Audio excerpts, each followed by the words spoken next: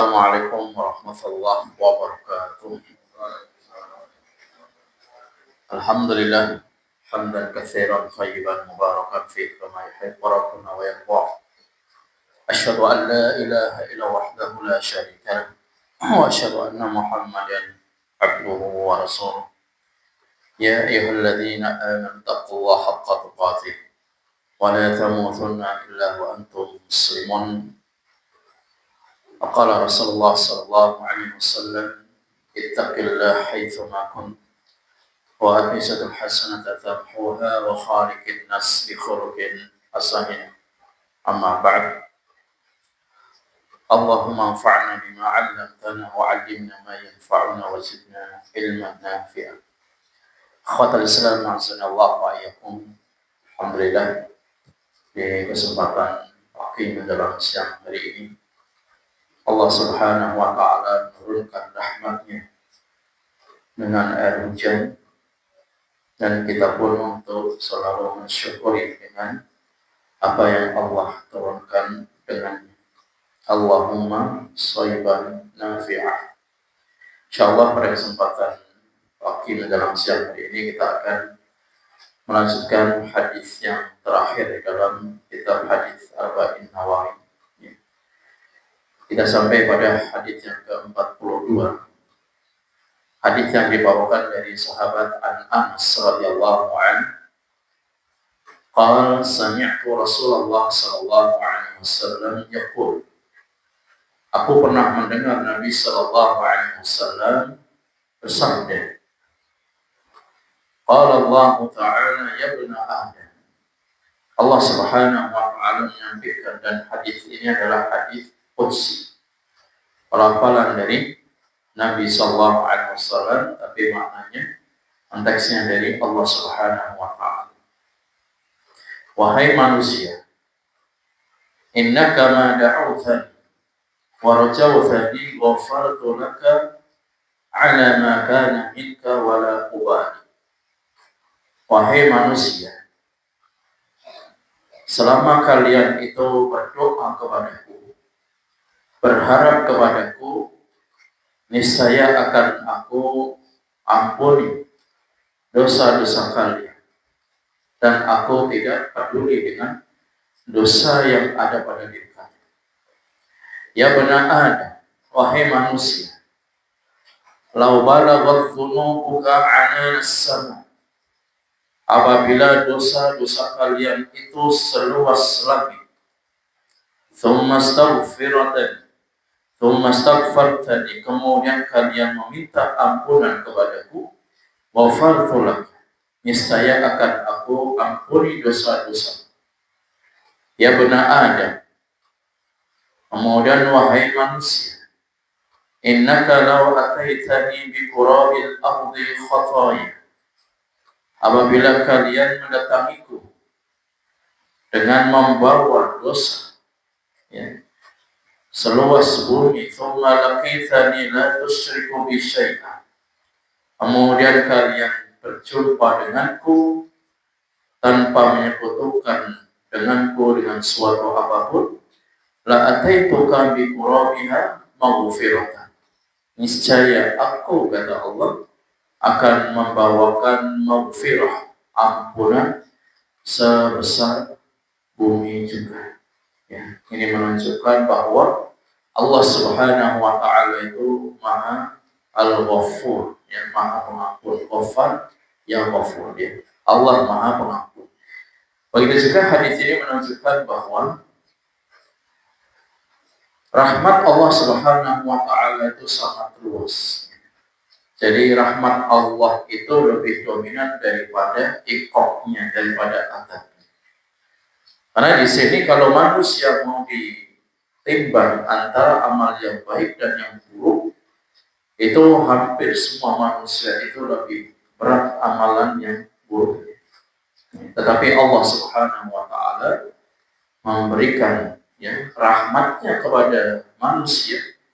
Allah tidak peduli dengan dosa-dosa yang dilakukan oleh manusia selama mereka itu mendatangi Allah Subhanahu wa taala dengan tidak membawa dosa syirik.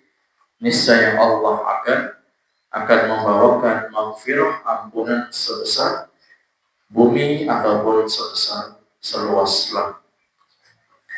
Hadis yang akan kita bawakan penjelasan hadis ini syarah daripada Syekh Muhammad bin Shalih Al-Utsaimin rahimahullah. Kata beliau, hadis ini adalah hadis qudsi yang mana penjelasannya sudah kita sampaikan pada pertemuan yang lalu. Ketika Syekh Utsaimin rahimahullah menjelaskan ada auzan. Ma di sini adalah ma syartiyah. Ya. Kemudian da'a di sini adalah fi'il syarat. Selanjutnya da'awthani jawab syarat. Artinya syarat itu apabila kalian melakukan dosa, kemudian kalian menemuiku, ya, dan tidak menyekutukan dengan suatu apapun, maka Allah akan mengampuninya. Jadi orang yang terus berdoa, orang yang berharap pada Allah Subhanahu wa taala, niscaya Allah akan mengampuni dosa. Selanjutnya Syekh Utsaimin rahimahullah menjelaskan ma da'awthani, ya. Jadi ma di sini artinya doa, ya.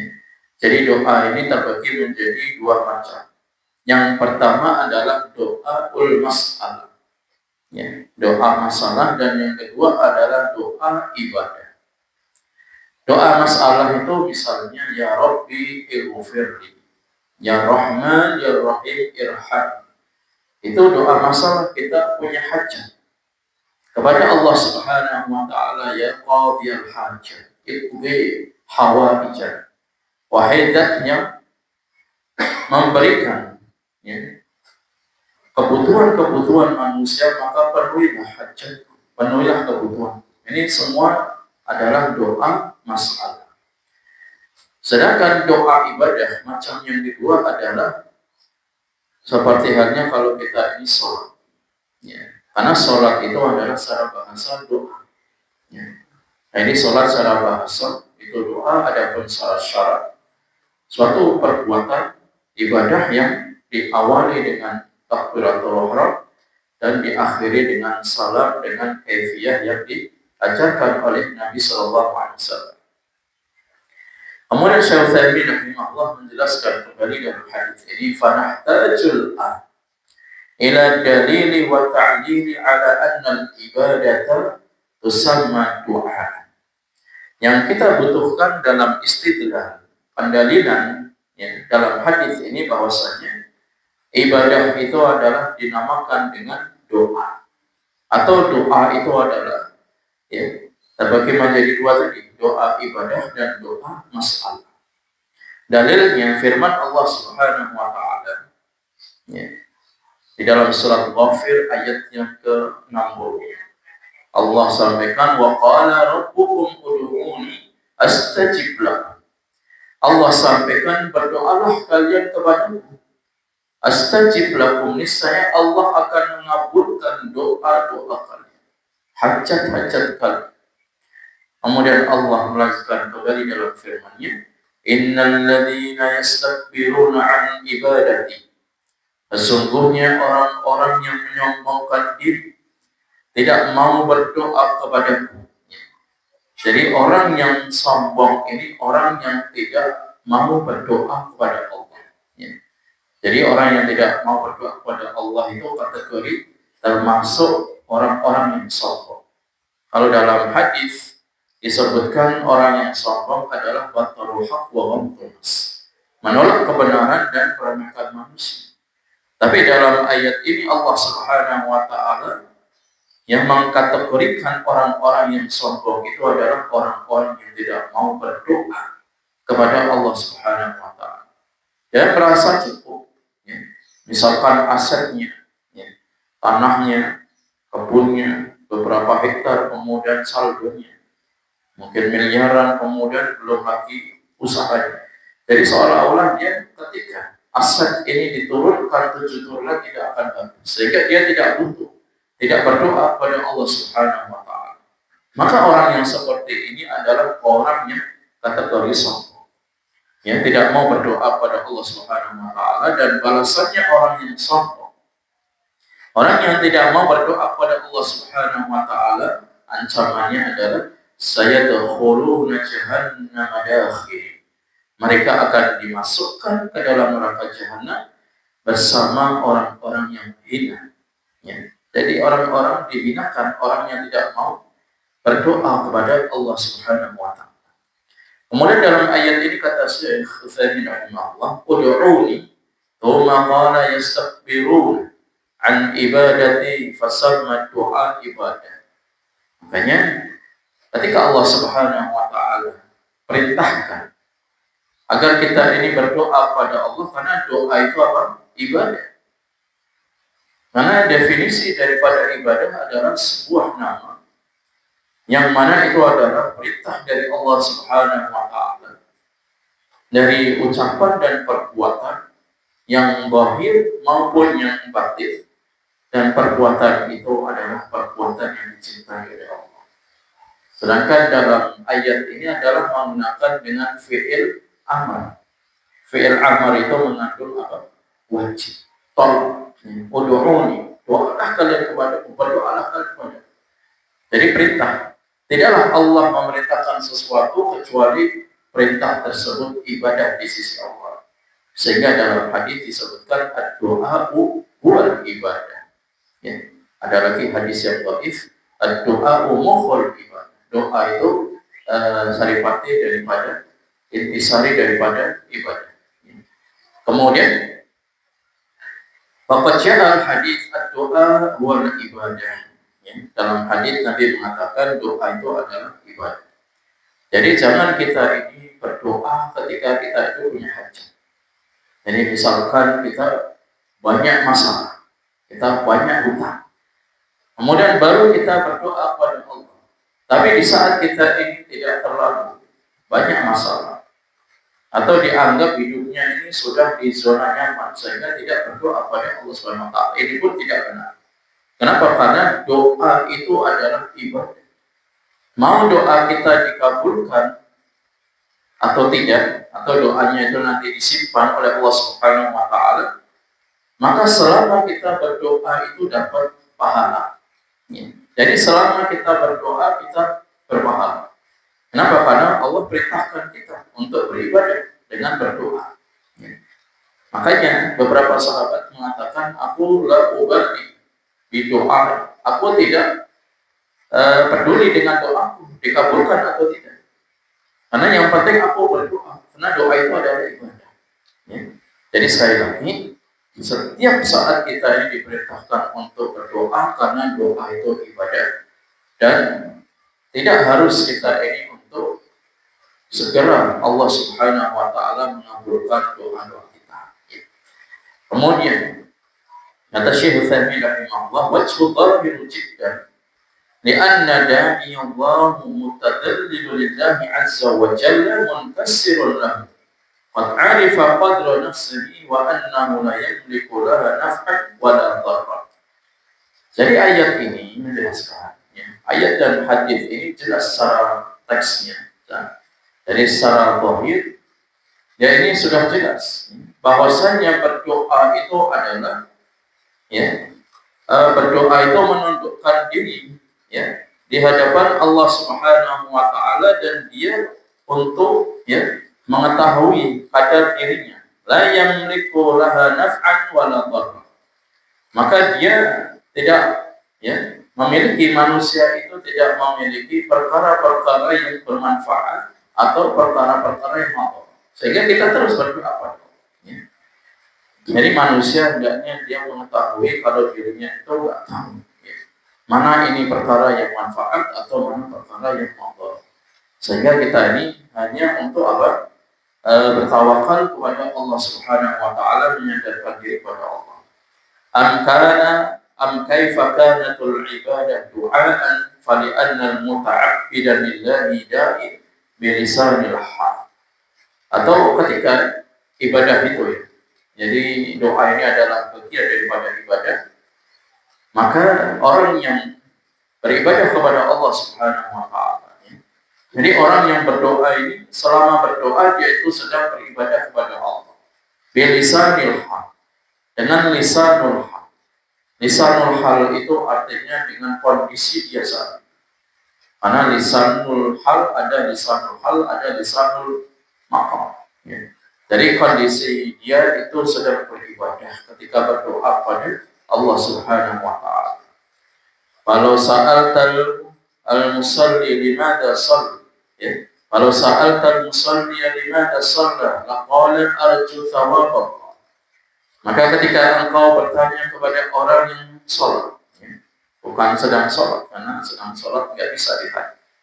Jadi ketika ada orang yang bertanya kepada orang yang biasa mendirikan sholat, kenapa engkau sholat? Orang yang sholat itu akan mengatakan, arju thawab Allah. Aku berharap pahala dari Allah Subhanahu wa taala. Idan fahuwa da'in bilisanil hal. Jadi orang ini adalah sedang berdoa dengan lisanul hal, dengan kondisi. Ya, kondisi saat itu dia sedang berdoa, sedang beribadah kepada Allah. Karena sholat itu adalah definisinya secara bahasa adalah doa. Kemudian Syekh Utsaimin rahimahullah menjelaskan kembali. وعليه فيقول قول ما دعوتني ورجوتني. Wahai manusia, ketika kalian itu berdoa kepadaku dan berharap kepadaku, maka hadis ini mencakup tentang doa ibadah dan doa masalah. Di mana letaknya mada'autani ini? Doa masalah dan doa ibadah. Mada'autani wa rajautani. Karena ketika da'autani ini doa masalah, kita berdoa memohon kepada Allah Subhanahu wa taala agar dikabulkan, ya, agar dikabulkan doa-doa. Kemudian kita berharap, ya, berdoa dan berharap ini mencakup dua, yaitu doa ibadah dan doa masalah. Walakin akan tetapi lahidul qaid yang harus diperhatikan, ya, dalam hadis tadi warajau tadi, ya, jika kalian berharap kepadaku, fala budda min hadzal qaid ay an takuna da'iyan lillah rajiyan ijabah. Jadi ketika kalian itu benar-benar beribadah kepada Allah, maka hendaknya kalian itu berdoa hanya kepada Allah semata. Dan berharap hanya kepada Allah semata, tidak boleh doa ini ditujukan kepada orang-orang yang sudah meninggal dunia. Tidak boleh juga doa ini ditujukan kepada Nabi Muhammad. Ya Rasulullah, misalkan isfa'ni, oh ya Rasulullah, ya, dengan doa-doa salawat, ya, wahlul, ya. Jadi dengan doa-doa yang biasa dibacakan, ya, salawat Nabi. Ya. Ini kan termasuk di antara doa-doa masalah. Ya. Jadi tawassul Nabi Bismillah wa bil hadi Rasulullah ini juga termasuk daripada bertawassul kepada Nabi Sallallahu Alaihi Wasallam dengan hajat-hajat yang dia panjatkan. Maka sekali lagi doa ini adalah ibadah. Ketika ibadah ini dipalingkan kepada selain Allah, ada orang yang berdoa kepada, ya, para wali yang sudah meninggal dunia, atau berdoa kepada para jin, ya, atau berdoa kepada si Bahusar apa itulah, termasuk di antara syirik. Sehingga doa itu ibadah dan tidak boleh dipalingkan kepada selain Allah Subhanahu wa taala. Wa amma an tad'u Allah bi qalbi ghafil fa anta ba'idun minal ijabah. Jadi kalau dia berdoa kepada Allah dan berharap dengan penuh dengan rasa cemas, insya Allah doanya dikabulkan. Tapi kalau dia berdoa hatinya lalai, maka doa seperti ini jauh daripada dikabulkan doa. Ya. Jadi tidak akan dikabulkan. Jadi misalkan dia berdoa, tapi doanya itu ya seperti orang main-main. Jadi belayang. Jadi dia lisannya berdoa, tapi hatinya kemana? Atau berdoa sambil main-main tangannya. Ya. Jadi tangannya sambil, ya, main-main dengan temannya ataupun dengan jamaah di sekolah. Ini sering. Kadang ada berdoa sambil senyum sendiri, sambil tertawa. Ini termasuk doa yang ghafil, doa yang lalai, maka tidak dikabulkan oleh Allah Subhanahu wa taala. Maka Allah perintahkan ketika kita berdoa tadarru'an wa khufyah. Jadi dalam berdoa itu harus tadarru'. Jadi harus tunduk, harus patuh berharap kepada Allah SWT, serius doa, fokusnya dengan apa yang kita baca. Kemudian kata Syekh Utsaimin rahimahullah, ketika menjelaskan hadis qudsi tadi, Allah Subhanahu wa taala akan mengampuni dosa-dosa kalian. Jadi Allah siapkan maghfirah, ya satru dzambi wa tajawuz an, untuk menutupi dosa-dosa yang telah melampaui batas dari manusia. Jadi Allah punya maghfirah. Jadi ibaratnya kita ini kalau punya hutang, itu hutangnya itu istilahnya dinolkan. Jadi hutangnya itu dikosongkan. Ya, istilahnya amnesti. Jadi punya hutang 1 M. Tiba-tiba ya dia berdoa pada Allah Subhanahu wa taala. Invoice-nya yang tadinya ada tagihan misalkan 100 juta, tahu-tahu sudah enggak ada, sudah nol. Apakah ini terjadi sering? Jadi seringkali ada orang yang punya hutang, dia berdoa terus pada Allah. Jadi tadinya punya tagihan 100 juta, tapi ketika dia terus berdoa dan berikhtiar,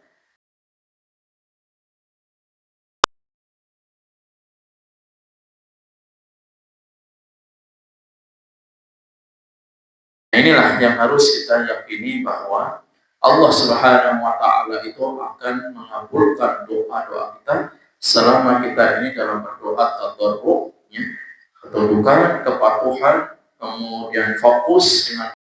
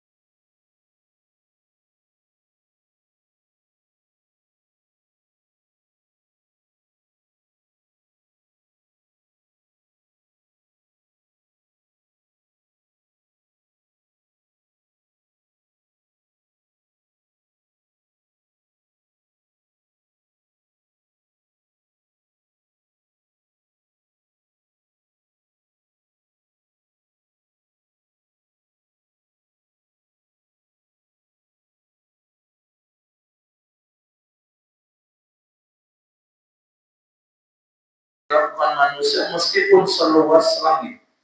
Ya. Tapi kalau dia itu tidak menyebutkan Allah, Allah akan ampuni dosa-dosa. Atau di dalam hadis ini disebutkan, ya, jika kalian ini melakukan dosa-dosa besar dengan seluas biqurabil ardi khataya, seluas bumi, thumma laqitani la tusyrik bi syai'in la ataituka biqurabiha maghfirah. Kemudian kalian ya mendatangiku atau berjumpa dengan Allah Subhanahu wa taala di akhirat kelak, maka Allah Subhanahu wa taala akan membawakan maghfirah, ampunan sebesar bumi juga.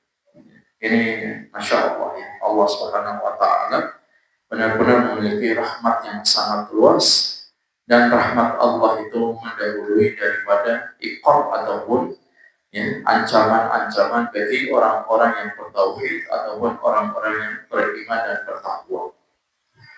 Selanjutnya Syekh Utsaimin rahimahullah menjelaskan kembali, ya. Lau ataitani ay jannatani ba'dal maut. Jadi ketika kalian ini ya, mendatangiku, jadi setelah kematian, yaitu nanti di negeri akhirat, dengan membawa dosa besar sebesar bumi tadi, ya. Kemudian Allah Subhanahu wa taala menyampaikan, dan kalian tidak melakukan perbuatan syirik, saya Allah akan mengampuni dosa-dosa kalian. Ya. Jadi syai'an di sini sifatnya nakirah, ya. Sifatnya nakirah fi siyaqin nafi tufidul umum. Jadi mau dosa apa saja di situ. Jadi selain daripada dosa syirik, la syirkan asghar wala akbar. Ya. Jadi dosa apapun, dosa-dosa besar selain daripada dosa syirik dan dosa kecil, ya. Syirik besar maupun syirik kecil, ya. Karena syai'an ini adalah bentuknya, sighahnya adalah nakirah, dan itu menunjukkan keumuman. Tapi ada takyidnya, Ada pengecualian selain daripada dosa syirik besar maupun kecil. Ini qayyidnya, yaitu yang mengikat. Kemudian Syekh Utsaimin rahimahullah menjelaskan anna ghairu musyrik wa huwa la yadri fa hubbul mal alladhi yanhi an ta'atillah min al-isyraq li qawli Nabi sallallahu alaihi wasallam ta'isa abdul dirham ta'isa abdul khamisah ta'isa abdul khamithah. Ya. Jadi ketika seseorang yang mengatakan ana ghairu musyrik, saya ini bukan termasuk orang yang musyrik, tidak menyekutukan Allah. Wa huwa la yadri, sedangkan dia itu tidak tahu bahwasanya hubbul mal, ya, kecintaan terhadap harta, alladzi yalhihi an ta'atillah, tetapi yang memalingkan dia dari ketaatan kepada Allah. Minal isyraq, itu termasuk di antara perbuatan syirik. Makanya di sini ada syirik mahabbah. Syirik mahabbah, syirik kecintaan terhadap harta. Kalau hartanya ini dijadikan sebagai tujuan hidup, atau hartanya itu digunakan untuk mengikuti hawa nafsu, maka itu masuk dalam ayat Allah. Afara'aita man ittakhadha ilahahu hawa. Apakah kalian tidak perhatian dengan orang yang telah menjadikan hawa nafsunya itu sebagai Tuhan? Ya. Jadi hawa nafsunya sebagai Tuhan, mau yang mengikuti nafsu. Kalau nafsunya ingin makan, ya makan, ingin minum, ingin maksiat. Jadi tidak perhatian dengan perbuatan ini haram atau hak.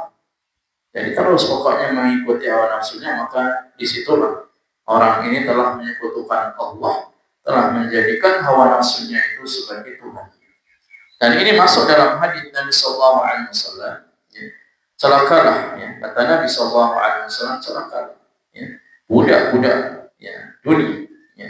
Celakalah budak-budak harta, celakalah budak-budak, ya, khamisahnya, artinya budak dunia, orang yang membudakkan diri terhadap kenikmatan dunia. Maka Nabi Sallallahu Alaihi Wasallam menyampaikan dalam hadis ini, maka nahada hammuhu abdan lah, orang yang mengabdikan diri dengan dunia, ingin mencari popularitas, ingin mencari harta, ingin mencari, ya, kenikmatan dunia tanpa memperhatikan tentang syariat Islam, halal dan haramnya.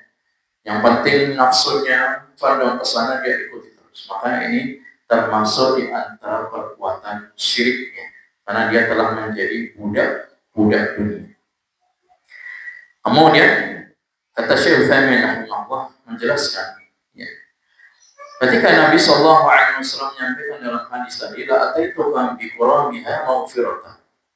Jadi apabila manusia tadi membawa dosa-dosa besar, sebesar bumi ataupun sebesar bumi, tapi dia tidak menyekutukan Allah Subhanahu wa taala, Allah berjanji akan mendatangkan maghfirah, ampunan sebesar bumi pun, selama dia tidak melakukan perbuatan syirik. Jadi selama tidak melakukan perbuatan syirik, insya Allah dosa-dosanya akan diampuni. Ada beberapa faedah hadis yang bisa kita ambil pelajaran dalam hadis yang ke-42. Jadi dalam hadis Arba'in ini hadis yang terakhir. Di antara faedah hadis adalah yang pertama, syarafu Bani Adam. Jadi kemuliaan Bani Adam manusia. Ketika Allah